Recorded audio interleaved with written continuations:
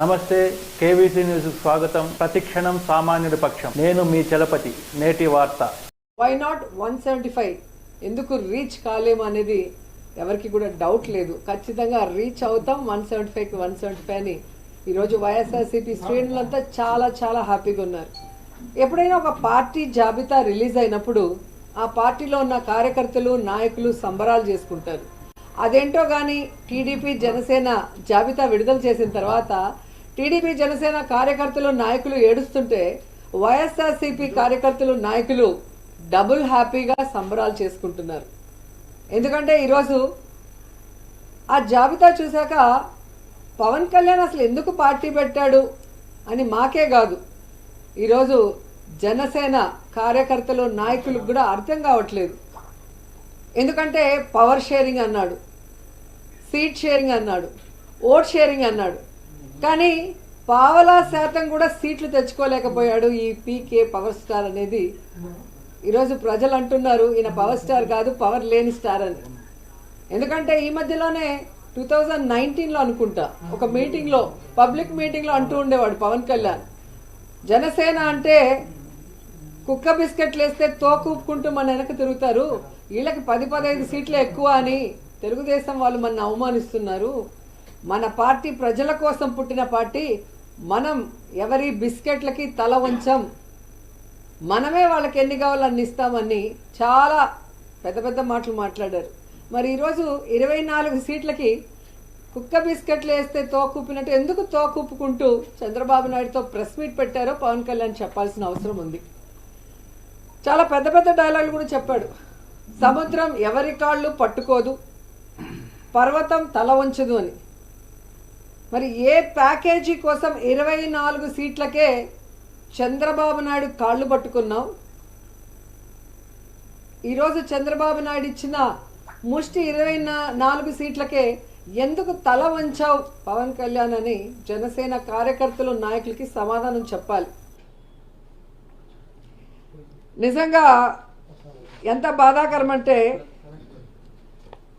చెప్పుకోవడానికేమో గొప్పగా 40 years industry, నాకు vision ఉంది, విస్తరాకుల కట్టుంది, నేను కేంద్రంలో చక్రం తిప్పానని చెప్పుకునే చంద్రబాబు నాయుడు ఒక సైడు, సినిమాల్లో పవర్ స్టార్ అని చెప్పుకుంటూ బయట పవర్ లేని స్టార్గా తిరుగుతూ మళ్ళీ బింకాలు పలికే పవన్ కళ్యాణ్ ఒకవైపు. వీళ్ళిద్దరికీ బాగా అర్థమైపోయింది, మనకి బలం లేదు, జగన్మోహన్ రెడ్డి గారిని మనం ఓడించే పరిస్థితి లేదు, కాబట్టి మనం ఎలాగైనా పొత్తు పెట్టుకొని జగనన్నని దించాలి అన్న ఆలోచనతోనే ఈ పొత్తుల కార్యక్రమానికి స్టార్ట్ చేశారు. కొద్దిసేపు బీజేపీ సంకనెక్కాలని చూస్తారు, బీజేపీ సంఖ ఎత్తించుకోపోతే కాంగ్రెస్ సంకనెక్కాలని చూస్తారు, ఆ కాంగ్రెస్ ఎక్కించుకోకపోతే పిల్ల పార్టీలతో పోవాలని చూస్తారు. అంటే వాళ్ళల్లో వాళ్ళకే ఒక గందరగోళం, ఎవరితో పొత్తు పెట్టుకోవాలి, ఎలా వెళ్ళాలి, ఎవరు మనని పొత్తు పెట్టుకోవడానికి అవకాశం ఇస్తారో అర్థం కాకుండా గందరగోళం పరిస్థితిలో ఈరోజు 118 స్థానాలు అనౌన్స్ చేశారనేది మనం అర్థం చేసుకోవాలి.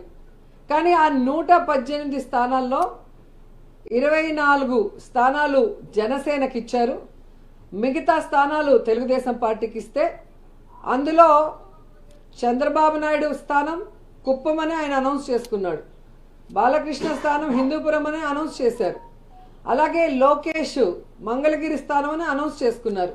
కానీ పవన్ కళ్యాణ్ ఎక్కడ నించోలో ఏ స్థానమో కూడా ఇంకా చంద్రబాబు నాయుడు డిసైడ్ చేసేంత వరకు అనౌన్స్ చేసుకోలేని దౌర్భాగ్య పరిస్థితిలో ఉన్నారు. అంటే అర్థం ఏంటి?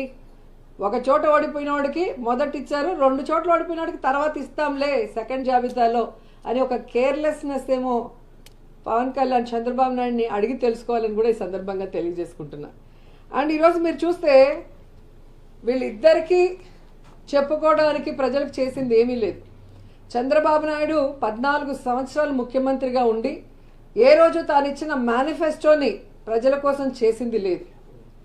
అలాగే పవన్ కళ్యాణ్ ఎందుకు పార్టీ పెట్టాడో తెలీదు, తాను అధికారంలోకి వస్తే ఏం చేస్తానో ఇంతవరకు చెప్పింది లేదు. ఎంతసేపు వైఎస్ఆర్ కాంగ్రెస్ పార్టీ నాయకుల్ని ఎర్ర పుస్తకాల్లో రాసుకున్నానని ఒకడు, అధికారంలో వస్తే జైల్లో పెడతామని ఒకడు, బట్టలూడు కొడతామని ఇంకొకటి చెప్పుకోవడమే తప్ప వీరి వల్ల ఈ రాష్ట్రానికి ఏమైనా ప్రయోజనం ఉందా అంటే శూన్యం అనేది రాష్ట్ర ప్రజలకు తెలుసు. కానీ తెలుగుదేశం పార్టీ వాళ్ళు చూస్తే ఈరోజు మేము రాష్ట్ర భవిష్యత్తు కోసమే ఈ పొత్తు పెట్టుకున్నాము అంటుంటే అందరూ కూడా నవ్వుకుంటున్నారు. ఎందుకంటే చంద్రబాబు నాయుడు ముఖ్యమంత్రిగా 3 సార్లు చేశాడు. ఈ 3 సార్లలో రాష్ట్ర భవిష్యత్తుని ఎప్పుడైనా కాపాడా అనేది ఈ రాష్ట్ర ప్రజలు ఒకసారి ఆలోచించాలి.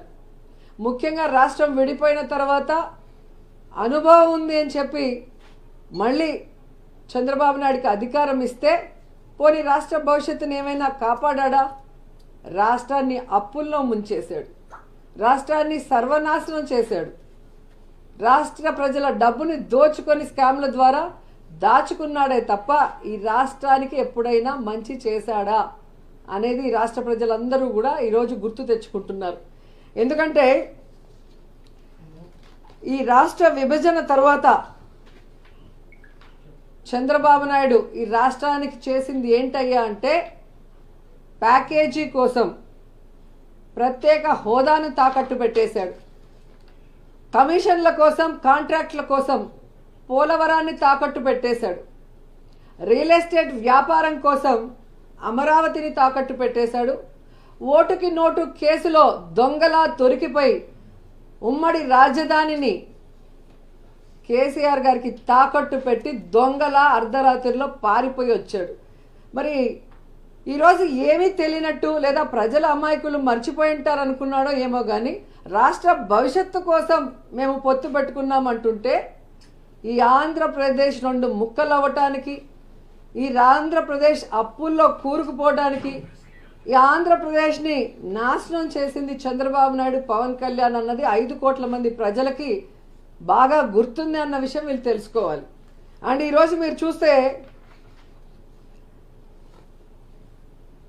ముఖ్యంగా కాపు సోదరులందరూ కూడా మేల్కొన్నారని నాకు అనిపిస్తుంది. ఎందుకంటే వంగవీటి రంగాన్ని చంపిన తెలుగుదేశం పార్టీ, అలాగే ముద్రగడ పద్మనాభం గారిని అవమానించిన తెలుగుదేశం పార్టీ, ముద్రగడ పద్మనాభం భార్యని కోడల్ని బూతులతో తిట్టి అలా కొడుకుని ఎలా కొట్టి పోలీసులు లాక్కు వెళ్లారో చూసిన సోదరులు, అలాగే తుని ఘటనలో కాపు సోదరులు కాపు యువకుల మీద తప్పుడు కేసులు పెట్టిన తెలుగుదేశం పార్టీతో ముఖ్యంగా ఈ పవన్ కళ్యాణ్ పొత్తు పెట్టుకోవటం అనేది, అది కూడా ముష్టి 24 సీట్ల కోసం కాపుల ఆత్మగౌరవాన్ని చంద్రబాబు నాయుడు గారి కాళ్ల దగ్గర తాకట్టు పెట్టడం అనేది జీర్ణించుకోలేకపోతున్నారు.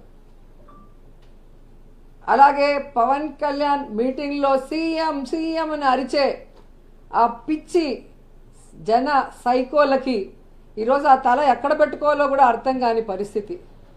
ఎందుకంటే పవన్ కళ్యాణ్ అనేవాడు ఎప్పుడూ కూడా పొలిటికల్ లీడర్గా పనికిరాడు, అతనికి రాష్ట్రం మీద అవగాహన లేదు, ప్రజల మీద ప్రేమ లేదు, పార్టీ కార్యకర్తలు నాయకుల మీద గౌరవం లేదు అన్న విషయం నేను అనేక సందర్భాల్లో చెప్పాను. ఎందుకంటే ఒక కార్యకర్త ఒక నాయకుడు గౌరవంగా ఉండాలి అంటే అది వైఎస్ఆర్ కాంగ్రెస్ పార్టీలో జగనన్న నాయకత్వంలోనే కుదురుతుంది. సొంత జెండా సొంత అజెండాతో ప్రజలకి మంచి చేస్తూ నేను వైఎస్ఆర్ కాంగ్రెస్ పార్టీ నాయకుడిని, నేను వైఎస్ఆర్ కాంగ్రెస్ పార్టీ కార్యకర్తని అని గర్వంగా చెప్పుకునే విధంగా కాలర్ ఎగరేసి గ్రామాల్లో వార్డులో తిరిగే విధంగా ఈరోజు జగన్మోహన్ రెడ్డి గారు ఇచ్చిన మాటకి కట్టుబడి పరిపాలిస్తుంటే తెలుగుదేశం వాళ్ళు జనసేన వాళ్ళు గ్రామాల్లో వార్డుల్లోకి వెళ్ళటానికి కూడా భయపడే పరిస్థితి. ఎందుకంటే చంద్రబాబు నాయుడు ఏ రోజు కూడా చెప్పిన మాట మీద నిలబడలేదు, ఇచ్చిన మేనిఫెస్టోకి కట్టుబడి ప్రజలకి చేయలేదు. అలాగే పవన్ కళ్యాణ్ ఎప్పుడు ఏం మాట్లాడతాడో ఆయన పార్టీ పెట్టిన రోజు నుంచి మీరు చూస్తే అర్థమవుతుంది. పార్టీ పెడతాడు కానీ కంటెస్ట్ చేయడు, సింగిల్గా కంటెస్ట్ చేస్తే తాను కంటెస్ట్ చేసిన 2 చోట్ల ఓడిపోతాడు. ఇప్పుడు బీజేపీతో పొత్తులో ఉన్నాను ఎన్డీఏలో అంటాడు, ఇక్కడేమో బీజేపీతో సంబంధం లేకుండా తెలుగుదేశం పార్టీతో పొత్తు పెట్టుకోవడం చూస్తుంటే ఇతనికి ఏమైనా విలువలు ఉన్నాయా అని అర్థం చేసుకోవాలి రాష్ట్ర ప్రజలను కూడా ఈ సందర్భంగా తెలియజేసుకుంటున్నా.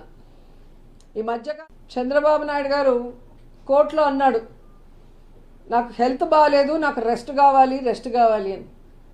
నిన్న కుప్పంలో భువనేశ్వరమ్మ చెప్పింది, మా ఆయనకి రెస్ట్ కావాలండి, ఆయన పని అయిపోయింది అని. సో 2024 ఎన్నికల తర్వాత చంద్రబాబు నాయుడుకి, పవన్ కళ్యాణ్కి పాలిటిక్స్ నుంచి శాశ్వతంగా రెస్ట్ ఇవ్వడానికి ఆంధ్రప్రదేశ్ ప్రజలు సిద్ధంగా ఉన్నారు అన్న సంగతి తెలియజేసుకుంటున్నా. ఇంతటితో నేటి వార్త సమాప్తం. మరిన్ని వార్తా విశేషాలతో మీ ముందుకు వస్తుంది KVC news. Until then, signing off మీ కేవీ చలపతి.